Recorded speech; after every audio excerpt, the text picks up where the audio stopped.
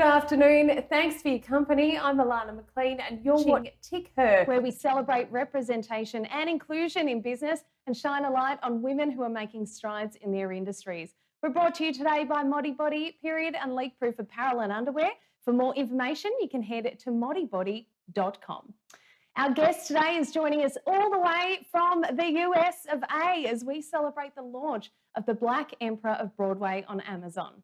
At a time where racial inequity is still so prevalent, the thought-provoking film, The Black Emperor of Broadway, celebrates the extraordinary legacy of Charles S. Gilpin, the first black megastar of Broadway in 1920. At a time when coloured roles were played by men in blackface, Eugene O'Neill disrupts the theatrical world and hires a brilliant black actor to be his leading man in his new play, The Emperor Jones. Gilpin's journey to fame is upheld by his extraordinary wife, Florence Gilpin, played by the incredibly talented Nija Okoro, who joins me live now. Hi, Nija. Hi. I am so excited to talk to you. Before we get stuck into everything, let's have a look at The Black Emperor of Broadway. Genuine Georgia Minstrel. Get your tickets now. I want to be a serious actor, doing serious plays. You're an actor. You're a black man. They don't do black on Broadway. So he's the dictator of a small island. He thinks he can only be killed by a magic, A silver bullet. Yes. Has special powers. He's a Negro? Oh, no. We've been down that road before. If you don't like my idea, I'll find someone who does. Who dare whistle that way in my palace? Who dare wake up the emperor?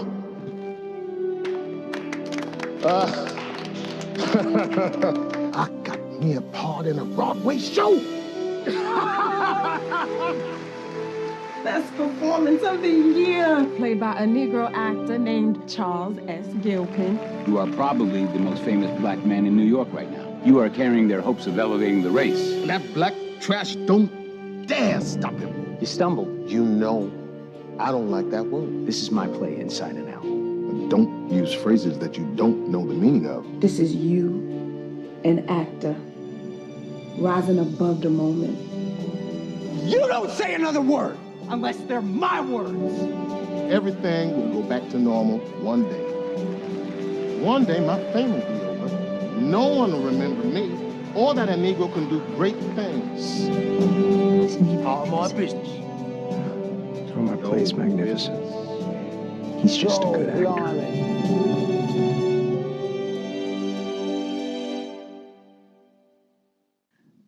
Thank you. Thanks for having me. Oh, I'm so excited to chat to you. I mean, this is an interesting one because Tick Her is about successful women trailblazers, but Charles S. Gilpin, the first black man on Broadway, you don't get much more of a trailblazer than that, do you? I mean, tell us a little bit about when you first learned about the accomplishments of Charles S. Gilpin. Well, unfortunately, I didn't learn about Charles Gilpin until I sent in a tape for the role, until I read the script. And it's disappointing because I just, I'm a black actress. I was Juilliard trained and never heard of the first black Broadway star, Charles Gilpin. So I was really, really, really excited and just over the moon thrilled to be able to help tell this story. And then I guess when you start to think, oh my gosh, like he's been such a trailblazer, but he's not a name that necessarily everyone's familiar with. And then when you look at the role of Florence, his amazing wife, I mean, how did you actually start to take on this character when you don't have accessible references? I used a bit of imagination and I did some research for the Times. And I basically pieced her together based on various women that spoke to me in documentaries or recordings I would hear. And I just imagined her life and most Black people at that time in New York were migrated from somewhere Southern. So I gave her those roots as well. And yeah, it was actually scary at first to have to put her together, but then it became liberating. It became liberating. I got to create a strong, complex woman who supports this wonderful, wonderful man. And the film is obviously centered around this story of Charles, but you know what they say, behind every great man, there's a great woman. And the role of Florence, you know, as she supports him through this, I mean, you just play this so beautifully. For people that haven't seen the film yet, just take a little watch of this scene when the reviews come in. The Emperor is played by a Negro actor named Charles S. Gilpin, who gives the most thrilling performance we've seen any place this season. He sustains a succession of scenes in monologue, not only because his voice is one of gorgeous natural quality. Oh my! Gorgeous what? Gorgeous natural quality, but because he knows just what to do with it. There's more, but there can be no question whatever that in The Emperor Jones, Gilpin is great. It is a performance of heroic stature. There's another paragraph about O'Neill's writing and how the play should end. Maybe we can skip that. What paper's that again? The New York Tribune. Oh, and just read that last part about me again. Charles! Heroic stature. Oh, you've done it. Now everybody knows it. Oh, that is such a beautiful scene. So well done. Thank you so much. Thank you. Well, this was the 20s, and I guess it was a time where women maybe didn't, you know, speak up as much as what we do now. But this role of Florence, she really had to have that balance between tenderness, and then I guess later we see a lot more grit from her, don't we? Yeah, I thought it was interesting from the get-go that, you know, to be in the 1920s and to be a woman that supports her husband in a pursuit of an acting career. Today, you'll be hard-pressed to find someone that's super supportive of an acting career. Lord knows I had trouble. So I thought to myself, that actually tells me that she has some strength and she has belief in this man. And I think that takes power. And it's a very specific thing to do, to say, I'm going to support you on your journey, but I'm also going to tell you the truth. And she does a lot of truth telling, and she does a lot of, keeping him in line as best as she can. Well, it's so interesting to think that this is set, you know, in 1920. Here we are in 2020. And I think what's so interesting about the film is that there's so many, ways in which we've grown as a society and in culture. But when you start to look at that and the complexities of the relationship, I mean, it's still just as hard for women today going through those sort of navigating through those personal journeys and relationships. I mean, I guess when you look at being a woman in 2020 and also in the public eye, what are some of the hardest things that you find to deal with? Well, tell me about it. I mean, get the list. as much as has changed, a lot of things remain the same. I feel like a man can express various emotions, whether it be confidence, whether it be anger, whether it be assertiveness. And if a woman does it, it's considered unladylike.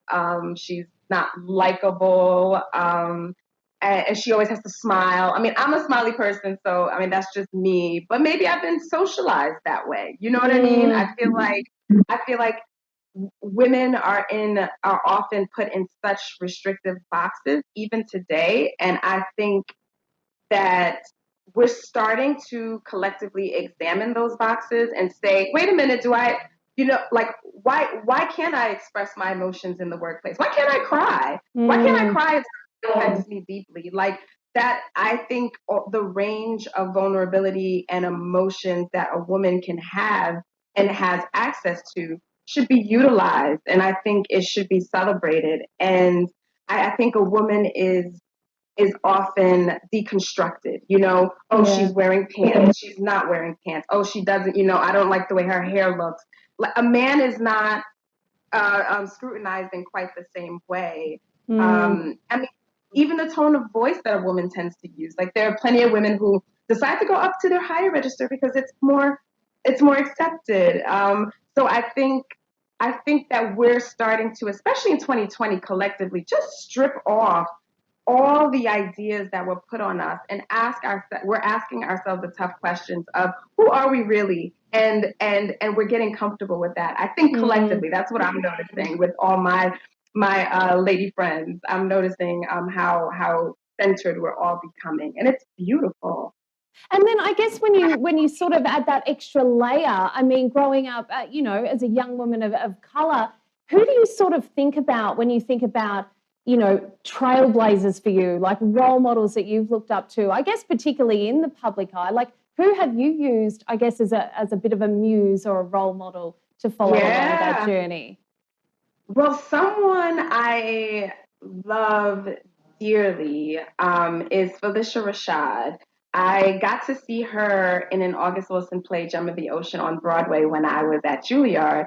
And as soon as I saw her, I said, that's what I want to do. And she happened to see me in a play soon after at Juilliard doing another August Wilson play. And she said she couldn't take her eyes off of me. I mean, that's what she said. I'll take it to the bank. And she said some other really lovely things that I will not talk about because I don't need a big head.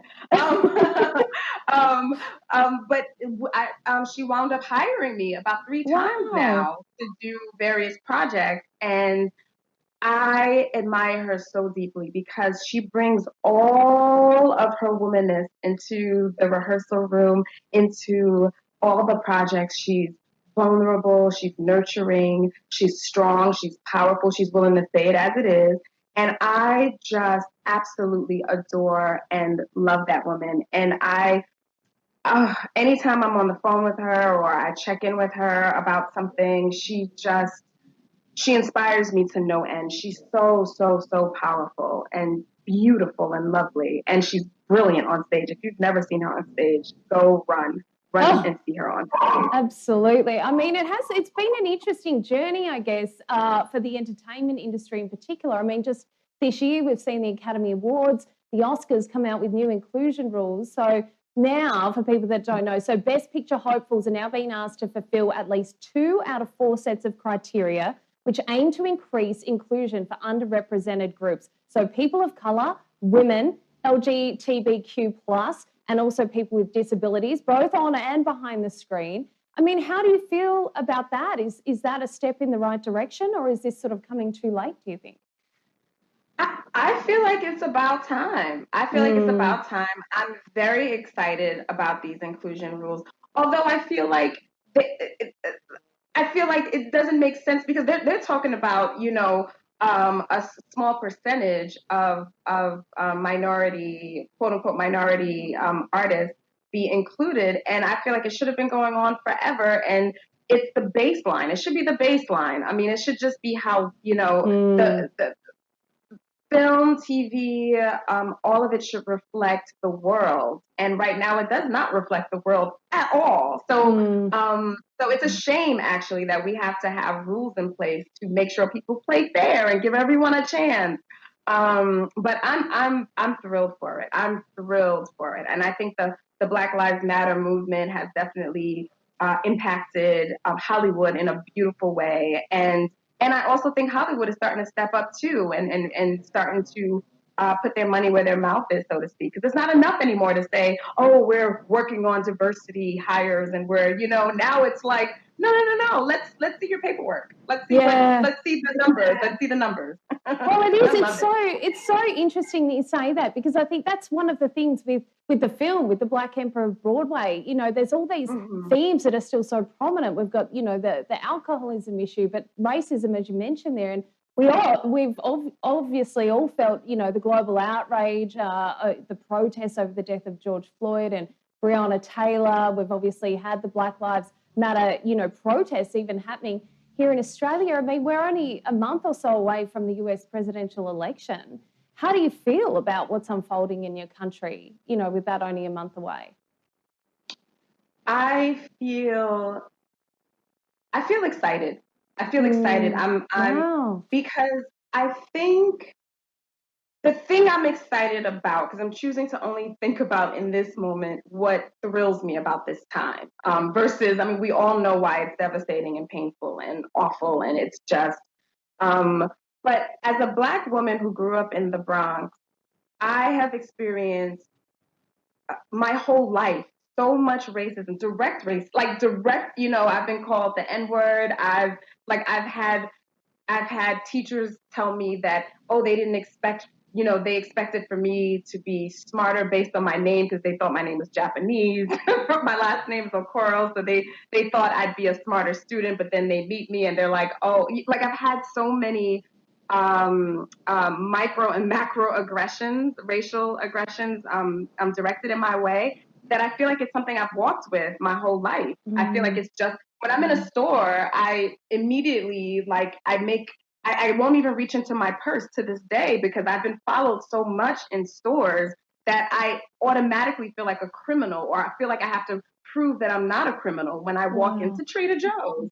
Like where my white counterparts, they'll have a shopping bag and they'll put groceries in that shopping bag because they don't want to carry a cart around. I never do that. And it's just out of instinct, out of habit. And I just feel like, oh, good, finally, this issue is on the table. I don't have to seem like an angry Black woman when I start talking about the race issue, Yeah. Now it's on the forefront of everyone's minds. Whatever your opinion is about it, it's on your mind at least. And I get to walk, I feel for the first time I'm walking in the streets, and I feel like people look at me with acknowledgement, like, oh, you must have been through some things. You must have been through some, and I have my entire life. So I almost feel like in some ways there's a weight off of my shoulders. I grew up in Stop and Frisk, New York. I had friends who were thrown up against walls and frisked for no reason at all other than the color of their skin because they were Black or brown. I'm talking about as children playing common games on the street. And it was something we watched. So every time I hear sirens, my heart stops still. Like if I'm driving, I'm like, I start sweating, because it's actual PTSD. And so now it's like, oh, the world knows now that I have some PTSD. You know what I mean? Yeah, so it almost feels like a weird relief. It's so wild to think. And obviously, Australia is quite multicultural, but to hear these sort of stories, it's so crazy because I think we like to believe that we've made up so much ground in this space. And then hearing those sort of stories, we've still got such a long way to go. I just want to touch on, you mentioned, the N-word. And obviously that was used, that was a huge sort of part of the film with Charles Gilpin in the film because he's refusing to say the N-word on stage and he changed his lines during the performance. There's still a lot of people using that word, I guess, in modern day culture. How do you feel about that as a colored woman? To be honest with you, it bothers me to my core, even though I am trying to be understanding about the fact that, things, people are trying to repurpose the word and make it something cool and colloquial. But I just feel to my core, I feel my ancestors going, no, no, no, no, no, no. This day and age, people of all races use it. I hear it all the time. And it bothers me. I feel like there's so much weight to that word. And the more I think about what Mr. Gilpin must have went through at that time period to refuse to say, the word that as it was written, because he was standing up for himself. I marvel. I marvel. I marvel. Well, you studied at Juilliard. Would you have ever, spoke back to someone and saying, "I'm not saying that"? It's a really bold move, isn't it, to have that sort of security to come forward and say that? Absolutely. I'm just now getting to a place where I'm starting to speak my mind in a more direct way.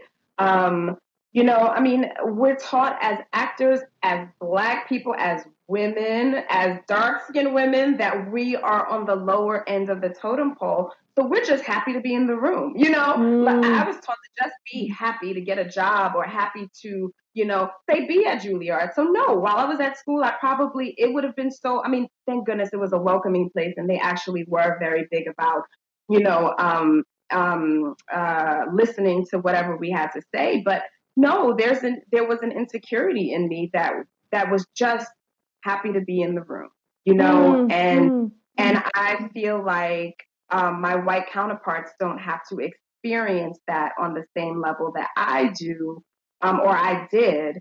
So no, yeah, I mean, listen, I'm hard pressed to turn down an audition or a role, unless I like, vehemently disagree with the storyline, and I'm pretty big about doing that. But it took a while for me to be like, no, you can't say yes to everything. Everything is not for you, and I actually just feel like I just owe it to my ancestors. I owe it to the people that came before me. I owe it to the people whose shoulders I stand on, to the Charles Gilpins of the world, to represent myself in a respectable, uplifting manner. Not that the roles have to be, they can be a complex set of. I can play just about anything, but it has to be full and human. Not one-dimensional. And then I guess you've got that extra layer on it. I guess just touching on being an actor and you go to these auditions. You're not always getting the role. I mean, it's not always steady work. I guess tell us about maybe some of the side hustles that you've done along the way. To sort of still keep living the dream of being an actress, but you still got to pay them bills, girl. Yes. Well, thank goodness. I'm so grateful. Like, I have not had to do any side hustles in years. Thank goodness. I was just saying that the other day because someone said, "Oh, you're an actor. What other jobs do you have?" And I said, "Actually, I ain't had another job in years." But I've waited tables. I've been a personal trainer. I've been a sales person who stops you in the middle of the street and say, "Hey, your hair is beautiful. Where do you get it done? Let me sell you this spa package." And I was great at it. I was in social work. I was in, oh gosh, I worked for the United Jewish Appeal Federation, where I was, where I calls people and sort of, I was encouraged to change my name at the time so that people would assume I was Jewish. It's a great organization, but I mean, this is the truth, like I just said yes to anything that would help to pay the bills. I've worked at, I've been a worker.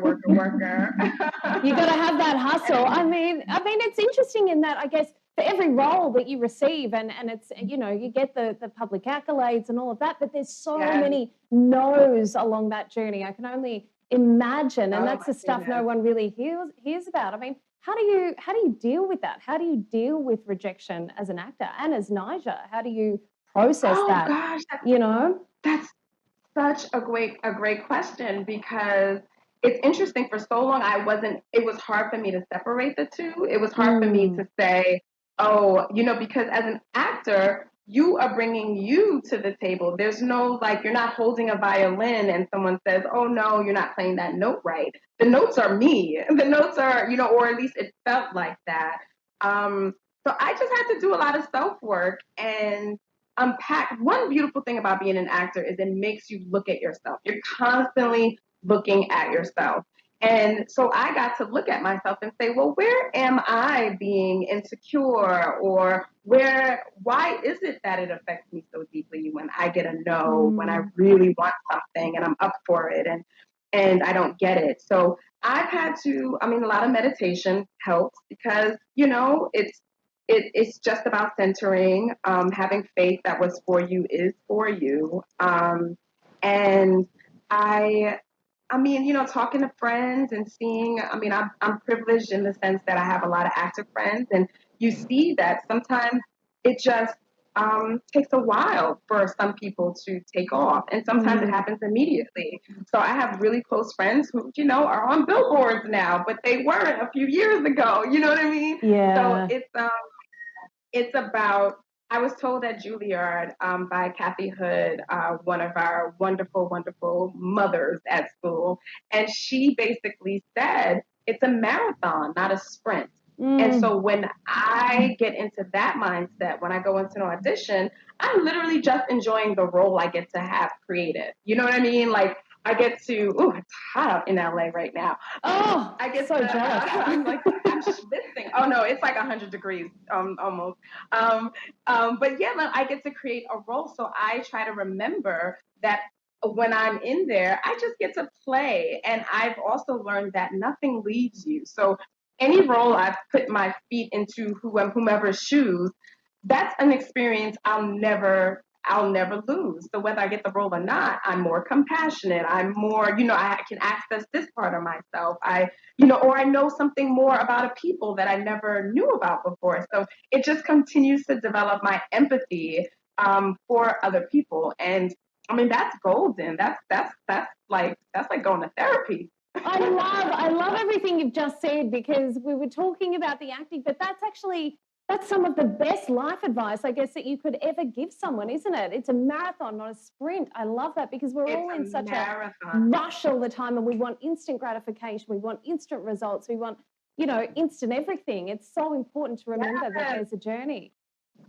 Yes, and when you think about it, even in life, not just in acting, but in a rush to get where, to go where, because there's always going to be another set of issues you got to contend with when you get there. Like I've had plenty of friends who get there, get the big old role, the big splashy role, and then they have a whole another set of things to contend with. So why not deal with what you have to deal with now?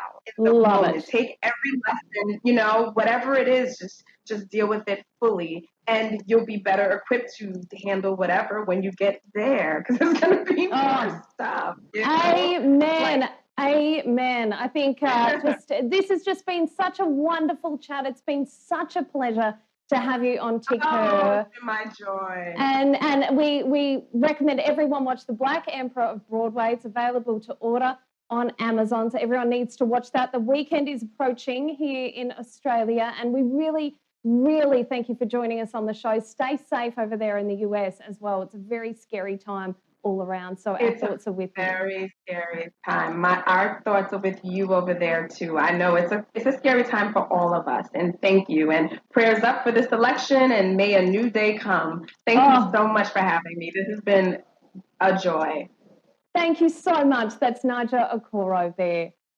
Well, thanks for joining us here on Tick Her. Join us again next Friday as we continue to celebrate representation and inclusion in business and shine a light on women who are making strides in their industries. We've been brought to you today by Modibody, period and leak-proof apparel and underwear. For more info, you can head to modibody.com. I'm Alana McLean. Thanks for your company. I'll see you again next time. Stream us live on the Ticker app, Apple TV, Facebook, Twitter, YouTube and tickertv.com.au. Ticker, streaming news now.